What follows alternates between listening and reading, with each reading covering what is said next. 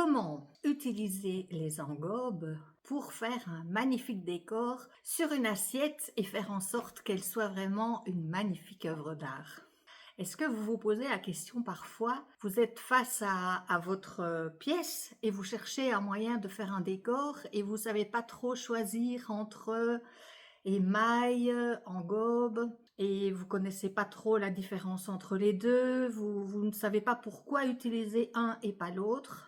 Ce qui fait que je me suis dit, dans cette vidéo, je vais vous expliquer, je vais vous faire la démonstration comment je vais peindre mon assiette que j'ai préalablement faite hier, donc préparée la veille.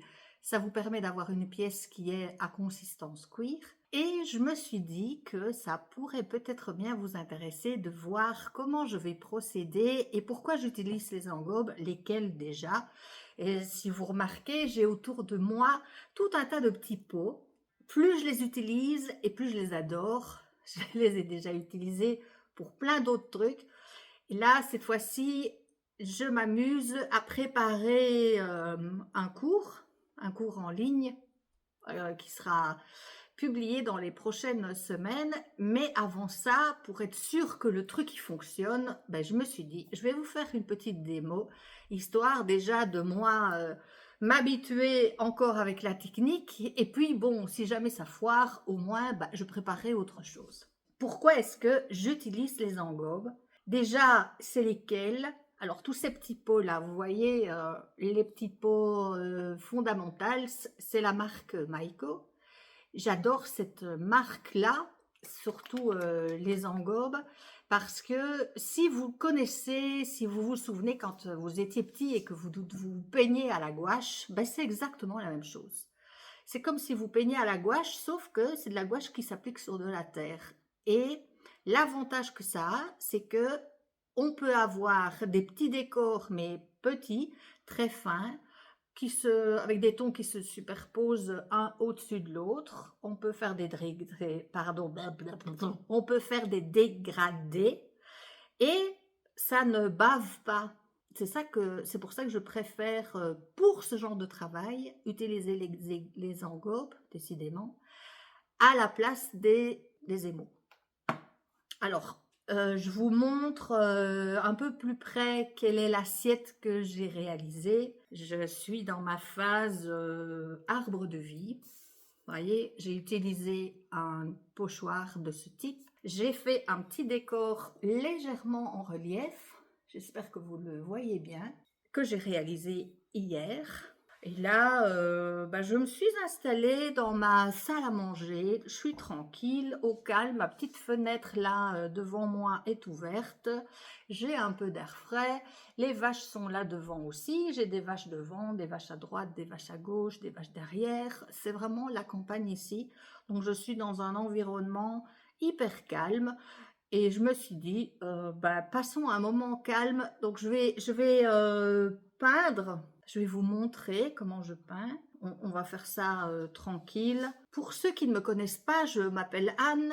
Je fais de la céramique depuis peut-être un peu plus de 20 ans maintenant. Et sur cette chaîne, j'adore vous montrer en fait tout un tas de trucs, un tas d'astuces, des produits que j'utilise, pour vous permettre de vous rendre compte que la céramique, une fois qu'on a quelques techniques en tête, qu'on a quelques règles quand même de sécurité, on ne fait pas n'importe quoi, qu'on a un minimum de choses, de choses de base à respecter, eh bien, je trouve que la céramique qui, pour moi, je la vois de manière ludique, eh bien, elle s'adresse à tout le monde, elle est à la portée de tout le monde. Sauf que il faut oser se lancer et puis bien se documenter pour savoir quand même ce qu'on fait pour ne pas partir dans tous les sens. Donc arrêtons de causer. Si vous vous demandez ce que j'utilise comme matériel, tout ça sera dans la barre de description en dessous. Je vais faire la liste. Là c'est un moule en plâtre, une plaque de terre que j'ai estampée dans cette forme. J'ai utilisé, alors ça c'est aussi une petite nuance, j'ai utilisé de la terre pyritée, donc il y a des petits points dessus, tout simplement parce que, ça je vais vous expliquer à la fin, je vais vous montrer quelles sont les deux couvertes qu'il est possible de mettre par-dessus. Alors les couvertes c'est quoi? C'est un émail transparent. pour faire raviver la couleur, parce qu'un engobe tel quel, eh bien, ça reste complètement mat. Et évidemment, si vous faites une assiette et que vous voulez l'utiliser à usage alimentaire, si l'engobe est tout mat, ben, ça va poser problème. Donc, on recouvre comme une forme de vernis par-dessus. Et ça, je vous explique vraiment à la fin, parce que là, je vais me concentrer pour faire mon arbre de vie, c'est ça. Je trouve que pour l'instant, j'ai besoin d'être dans cette dynamique-là. J'ai quelques pinceaux, c'est des pinceaux en poil de chèvre principalement, qui sont des petits pinceaux chinois que l'on peut trouver aussi sur le site. Je vous mettrai ça dans la barre de description. Ils sont avec, j'aime bien leur forme parce qu'ils vont vraiment vers la pointe, ils sont très pointus et pour faire les petits détails, eh ben, c'est parfait, c'est juste ce qu'il me faut, j'ai des épaisseurs différentes. Alors les engobes, ben, on les secoue assez bien pour que les pigments se mélangent bien à la surface. J'ai préparé des petites palettes en plastique pour faire mes petits mélanges parce que comme c'est de la gouache, ça se mélange entre eux en fait. Si on veut faire un rose, on peut mettre du rouge et du blanc, on aura du rose par exemple. Si on veut un brun clair, on met un peu de blanc dans le brun. Voyez, je vais commencer par mon tronc. Le tronc va être un petit peu plus foncé. Je vais déjà préparer un peu le blanc. Là, ici, vous ouvrez vos petits pots. Ça, c'est un peu un ton un peu plus taupe. Je vous propose que je ne parle plus. Je ferai un accéléré pour que la vidéo ne dure pas 10 heures, mais je vais peindre mon décor. Je vous montrerai à la fin ce que je vais obtenir avant cuisson et pour pouvoir les étapes de cuisson après, je vous fais un petit résumé qui vous explique tout ça. Donc, mettez-vous une petite musique tranquille et puis on y va.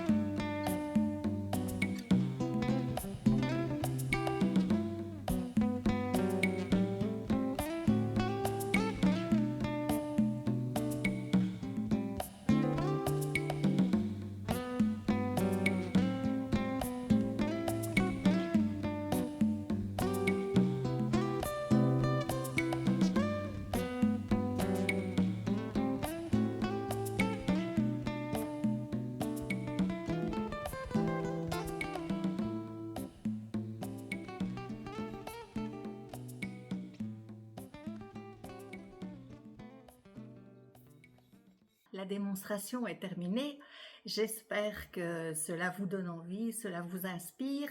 Alors vous avez vu que j'ai utilisé plein de couleurs parce que c'est vrai qu'étant sur place, j'ai plein de petits pots de couleurs. Ce que vous pouvez savoir aussi qui est intéressant, c'est que Comme les couleurs se mélangent entre elles, vous pouvez utiliser les couleurs primaires. Alors vous avez le bleu, le jaune et le rouge, le blanc et le noir. Je dirais ces 5-là, si vous avez déjà ces 5 couleurs-là, c'est déjà pas mal parce qu'après vous pouvez évidemment mélanger le rouge et le blanc, vous aurez des nuances de rose. Si vous y mélangez le rouge et le bleu, vous allez avoir des nuances de violet. Et pour faire le vert, c'est... Est-ce que vous le savez, pour faire du vert, ce que c'est comme couleur qu'il faut? Je vais être vache, je vais pas le mettre, vous allez vous amuser à le mettre dans les commentaires. Comment on fait du vert? Ceux qui le savent, ils ont gagné. Ils ont gagné rien de spécial, juste le plaisir de s'amuser en mettant dans les commentaires. Je vous avais promis qu'en arrivant à la fin, je vais vous montrer le but du jeu là maintenant, eh bien c'est de laisser sécher la pièce. Étant donné qu'il fait assez chaud ici en Belgique, c'est rarissime mais ça arrive. Je vais mettre un petit plastique dessus pour que ça ne sèche pas trop vite au risque d'avoir des fissures bien sûr. Je laisse sécher dans le moule, ce sera plus simple. Quand ce sera bien sec, je viendrai avec une petite éponge, genre les petites éponges pro, là, ces petites éponges molles ici que j'adore, l'éponge magique. Je fais un petit bord fini quand je l'aurai retiré du moule. Je mettrai au four au biscuit à 950 degrés. Une fois que ce sera biscuité, qu'est-ce que vous pouvez mettre dessus? Alors, moi, c'est de la terre qui est de la terre à grès. Donc, j'ai deux possibilités. Si vous utilisez de la faïence, donc de la terre qui va jusqu'à 1100 ou 1050 degrés, en fonction des marques, c'est différent. Regardez bien sur le paquet, c'est indiqué. À ce moment-là, vous allez, une fois que ce sera fait, parce que les engobes là fonctionnent évidemment pour les basses températures aussi, et pour les hautes, j'ai oublié de vous le dire, de 1000 à 1280, donc on peut monter vraiment très très haut. Vous mettez par-dessus, si vous êtes en faïence, vous mettez par-dessus le cristal clear qui est un émail, une couverte transparente brillante. Une bonne couche suffit, pas besoin de trop, sinon c'est trop épais, ça fait des craquelures, ça fait des effets bleutés et c'est pas ça qui nous intéresse. Ou ça peut aller à haute température aussi, 1240. Par contre, si vous voulez être sur le grès et uniquement sur le grès et monter plus haut que 1240, alors je vous propose le SW001, c'est le clear aussi, comment il s'appelle? Stoneware Clear, donc c'est un transparent qui est brillant, il vient d'arriver en rayon, donc vous pouvez aussi l'utiliser et là ça se pose en une bonne couche après la première cuisson, voilà. Et ce qui va se passer, c'est que les couleurs ternes de l'engobe, eh bien, elles vont être ravivées par l'effet vernis qui va amener le côté brillant. Et vous aurez une belle assiette. Alors, une précision par rapport à la terre, j'ai pris la terre pyritée. C'est une terre de chez Sibelco WMS 2502. Cette terre-là, eh bien, elle fait des petites pyrites comme ça. C'est pour ça que je l'ai choisie celle-là, parce que dans le cadre de cet arbre magique, l'arbre de vie, j'aime bien que de mettre un transparent par-dessus et que la terre par en dessous soit un minimum intéressante. Et du coup, ça va faire plein de petits pointillés comme ça. Elle est très, très, très jolie. Si vous la cuisez plus bas à faïence, c'est pas interdit, il y a juste que les petits effets pérités n'apparaissent pas. Donc si vous êtes plutôt faïence, utilisez des faïences. Voilà, un petit récapitulatif. On fait une plaque d'argile au choix, faïence ou grès selon votre choix. Vous estampez dans le moule en plâtre avec tous les petits outils. Vous faites en sorte d'avoir un résultat bien fini. Vous laissez une nuit sous plastique. J'oublie le petit décor. Alors vous allez me demander si j'ai ce genre de choses. Non, je n'ai pas ce genre de pochoir. Il y en a plein sur les sites de loisirs créatifs. Donc franchement, c'est impossible d'avoir toutes les gammes. Mais c'est des petits pochoirs un peu plastifiés comme ça qui sont très jolis.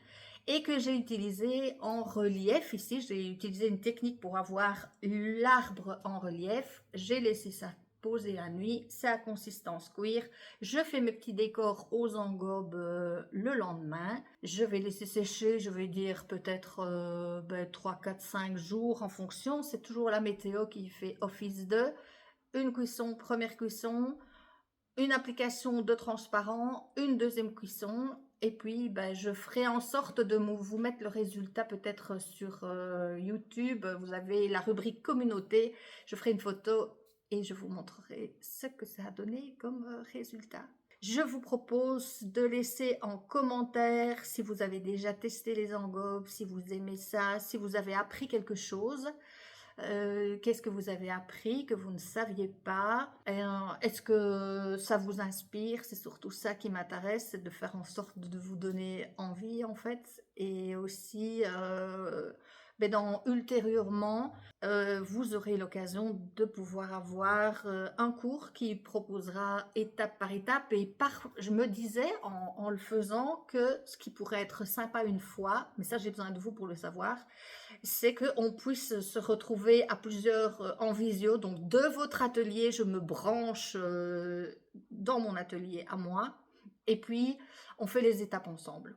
Ben, voilà, je me suis dit, ça pourrait être sympa de faire comme ça aussi. Donc on est en direct, mais chacun chez soi. C'est un peu bizarre hein, de faire parce que je me dis que les outils informatiques nous laissent la possibilité à un panel d'être en contact ensemble, même si on habite à des kilomètres, à des milliers de kilomètres les uns des autres. Et ça, je trouve ça génial. Et de rendre Internet humain, ça c'est ma grande priorité. C'est que même si on a cet écran qui nous sépare, eh bien on a l'impression qu'on est ensemble et qu'on passe un moment là de création. Voilà, petite réflexion. Je pense que je suis dans cet état actuellement de petite réflexion, voire même très grande réflexion. Je vous remercie d'avoir suivi courageusement jusqu'au bout, étant donné que je peux papoter vite et partir vite dans tous les sens. Merci à vous qui êtes abonnés depuis le début. À vous abonnés qui arrivent, en fait si vous vous abonnez, étant donné que je dis souvent je vais publier des vidéos très régulièrement, en fait je n'arrive pas à faire des vidéos très régulièrement, mais j'en fais quand même, ce qui fait que si vous appuyez sur abonner avec la petite cloche, quand je publie, vous avez une notification de YouTube qui vous dit Anne vient de publier une vidéo. Si ça vous intéresse, c'est toujours intéressant. Vous pouvez me mettre un petit pouce, un petit like. Évidemment, ça permet aux algorithmes de YouTube de mettre la vidéo en avant pour que le plus de monde possible puisse en profiter. Ben voilà, c'est pas mal. Hein. Alors on se dit à une prochaine fois. Merci à vous. Et merci d'être là parce que c'est grâce à votre présence que ça me stimule à aller un peu chercher dans mon cerveau créatif de quoi vous proposer différentes choses. Et là, avec ce projet, avec les mandalas, mes mandalas, ceux qui me suivent sur YouTube, sur Facebook et Instagram, j'ai mis aussi des trucs avec mes mandalas, mes assiettes mandalas.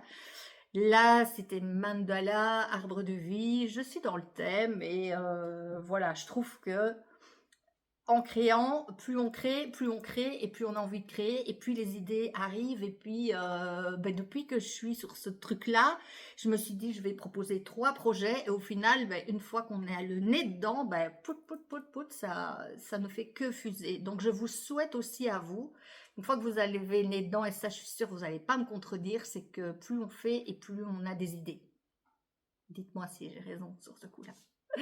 Bon, je me tais. Salut, à la prochaine fois.